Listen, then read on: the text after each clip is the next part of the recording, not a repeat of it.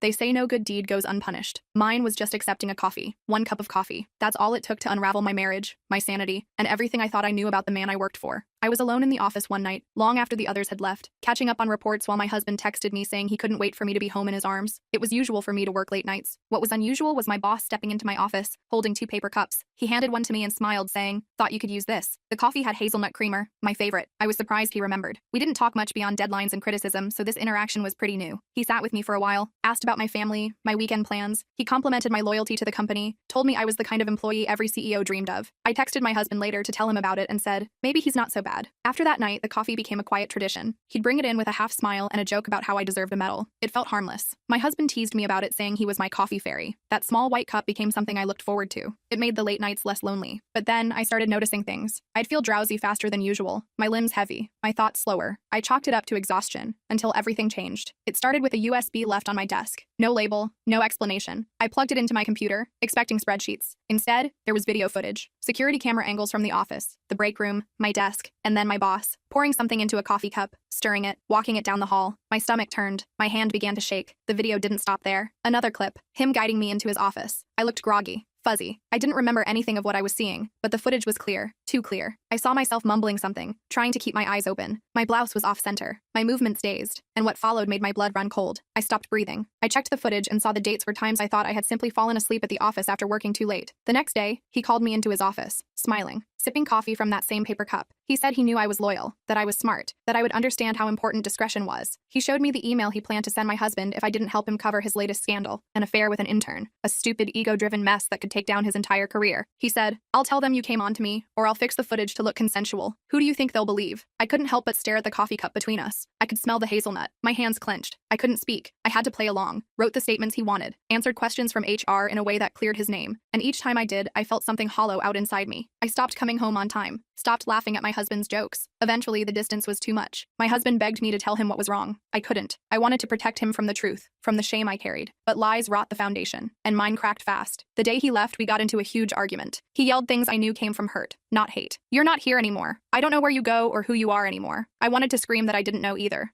That something inside me had shattered and I was still sweeping up the glass. I paced back and forth and became so frustrated I grabbed the coffee mug I kept on my nightstand, a white ceramic one he had given me for our anniversary with a joke etched across the side. Coffee first, husband second. I reached for it and knocked it over. It shattered on the hardwood, the sound sharp and final. He stared at it for a long time, then at me. He didn't slam the door. He didn't curse. He just left. That was somehow worse. One small gesture, 1 cup of coffee. That was all it took to unravel my life. And every time I think I've moved past it, the scent of hazelnut brings it all back.